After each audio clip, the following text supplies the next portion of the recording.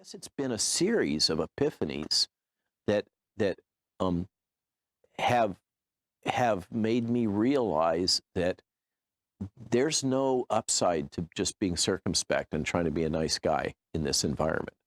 This is full on media warfare, information warfare, political warfare, 21st century, like we've never seen before, and coordinated globally.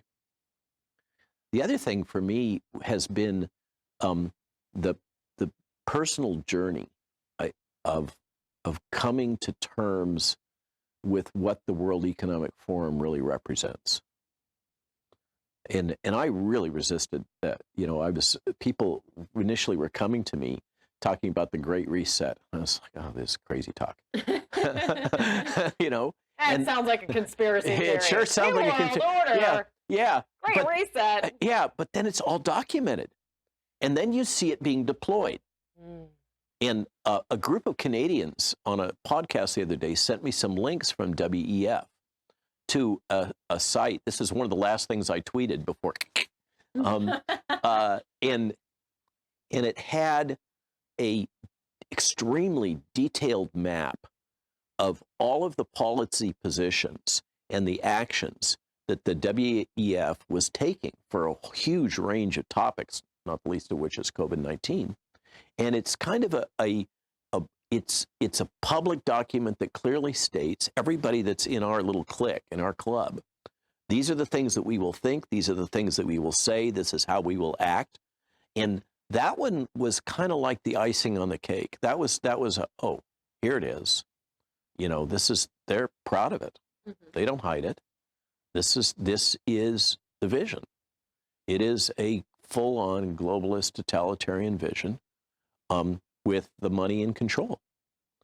And the whole, I did a lot of political science when I was an undergraduate in the early 80s, and I had read things like books about transnationalism in the New World Order. I found that fascinating but confusing. How could this possibly happen? And now to see it playing out in real time, and in a way in which national sovereignty, governments are increasingly irrelevant. That's the thing that folks got to wake up about. This is not about the vaccine. The vaccine is a symptom. It's much bigger. And that's a really hopeful message going into the new year, is that there's a growing cohort of people that are increasingly aware of how thoroughly we've been manipulated. So you'd say you've been red-pilled? In like multidimensional red pill. I thought I was red-pilled. I've been on the inside for so long and seen Tony Fauci's machinations for so long. It's how that's my origin story, was the initial AIDS crisis starting in '83 when I was at Davis. And so I saw the hardball politics. It's not that I haven't been aware of that, but I had not been aware before of the information control that is globally coordinated. I mean, the Trusted News Initiative is profound. What that means, that has become the Ministry of Truth, full on. And what Twitter's doing right now, that I think, with Alex Berenson's bold and brave lawsuit taking on Twitter, and then I've had a bunch of lawyers come to me because of getting deplatformed or canceled, I think is really the right term. I think that we may, certainly people can't deny anymore. Yeah. There's so much evidence.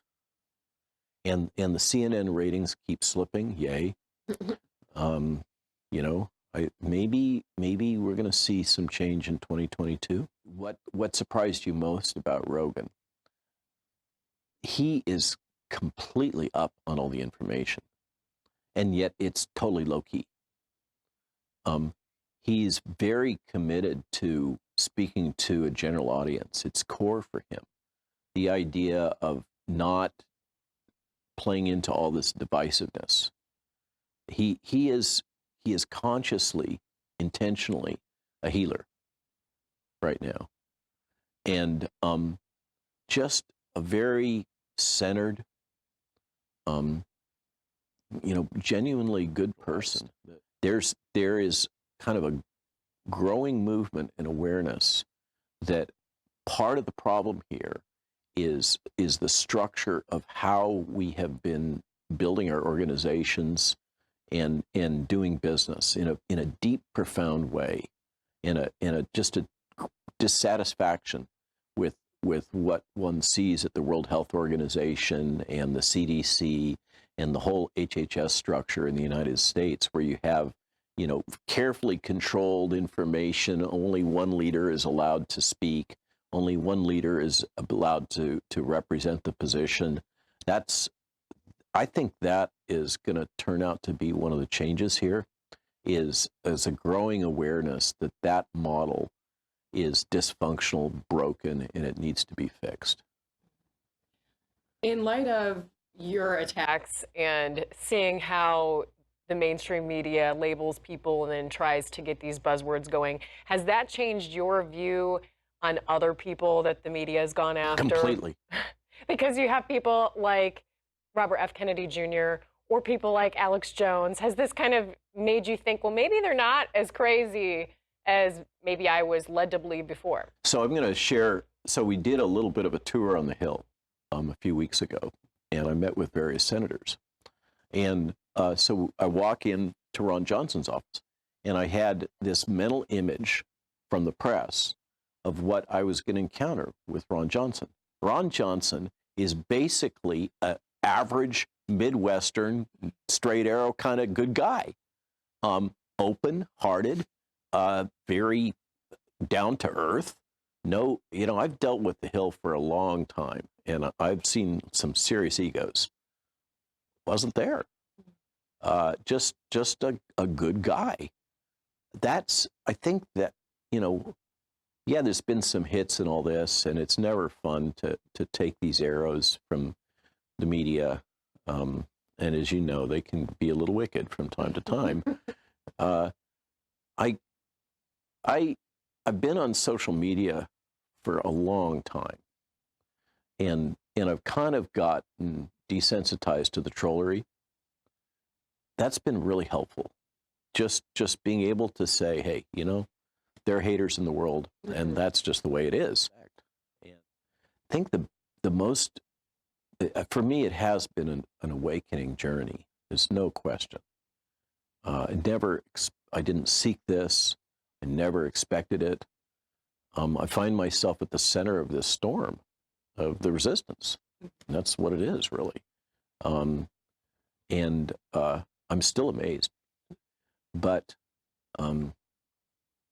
it has profoundly changed my view of the information that we receive. You talk about me becoming more outspoken. I've seen that with my peers too. So, for instance, Peter McCullough he's kind of chilled out a little bit, but when you're attacked all the time, and you have all of this weaponized information against you, and no respect. I mean, I'm Mr. Malone, who claims to have invented. I mean, all this language, the kind of classic yellow journalism language, to have it all deployed against me, is in absolutely no respect for what I actually did, and they never cite all the patents. I mean, they just gloss over all that. And like you said, it's an information warfare. So Reuters is now coming after you with a fact check, particularly on the piece about risk, reward, benefit with children. So you're fighting back with information. So tell me about that and how that's going. So having had the experience now of being subjected to this, it's not fair, it's not right, it's not proper, and they don't care, right? It doesn't matter what the truth is. It matters what the storyline is that they want to promote. having had that experience now a few times and dealt with the fact checkers and dealt with this young reporter at Atlantic Monthly, and seeing how that all plays out. For instance, when Peter Navarro and I wrote the op-ed and put it in the Washington Times, which, by the way, was the thing that triggered that Atlantic Monthly piece, in retrospect, it's now clear that that was intended to shut me down because I was starting to speak at that point about policy and criticize the Biden policy. And the criticism, by the way, that I was making, the proposal that I was putting out, was essentially that of the Great Barrington Declaration, which is these three fringe epidemiologists. Fringe. I mean, they're from Harvard, Stanford, but they're fringe. Yeah, right. Full professors. So having dealt with this, the question, so I get this new fact checker attack by the Reuters fact checker team. It sounds very official. And they have spoken to the MHRA, and the MHRA has these comments that it listed. So this is the equivalent of the FDA in Great Britain, which, by the way, up until the beginning of the year, was not doing any FDA-type regulatory work. It was all being done by the Central European Union.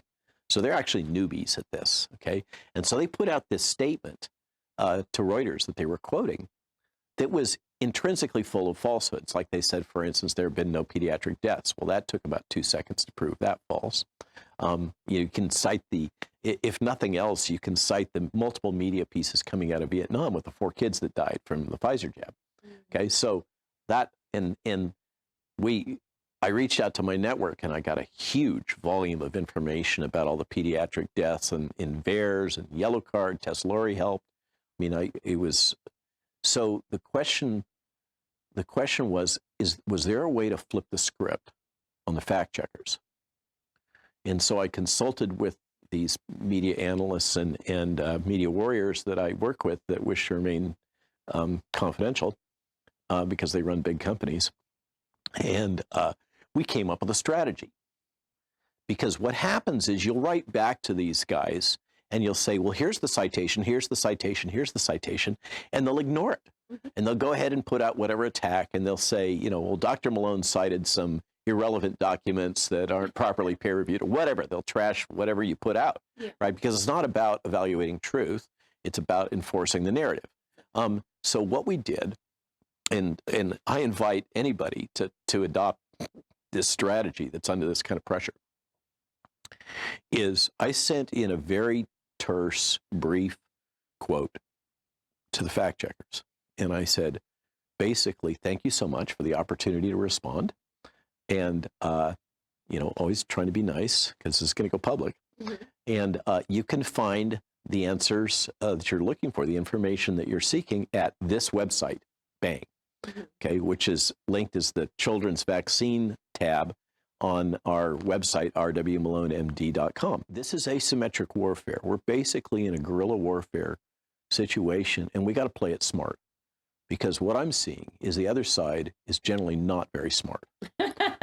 They have a big hammer. They've got all kinds of resources, but they don't seem to be very bright. We don't have decent data. If we had decent data, if they had done their job and insisted that Pfizer do the multi-year study that it had initiated, rather than killing it after a few months and jabbing all the controls, I mean, that was an intentional strategy. There's a lot of ways you can manipulate clinical trials. I believe nobody should have vaccine mandates for these experimental products. I believe it is absolutely contrary to the Nuremberg Code, the Helsinki Agreement, the Common Rule, the Belmont Report, etc.